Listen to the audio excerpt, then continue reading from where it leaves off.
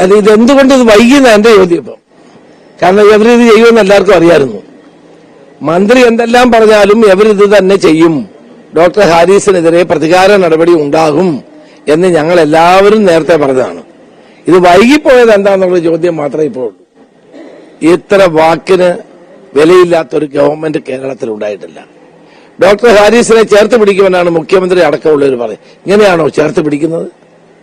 അദ്ദേഹം മെഡിക്കൽ കോളേജിലെ ഉപകരണമില്ലായ്മയും അതോടൊപ്പം തന്നെ സിസ്റ്റം ഫെയിലുവറും, മന്ത്രിയുടെ ഭാഷയിൽ പറഞ്ഞ സിസ്റ്റം ഫെയിലുവറും ചൂണ്ടിക്കാണിച്ചതിനാണ് അദ്ദേഹത്തെ ഇപ്പം ഇതിന്റെ പേരിൽ ഇപ്പോൾ ഷോക്കോസ് നോട്ടീസ് കൊടുക്കുന്നത്.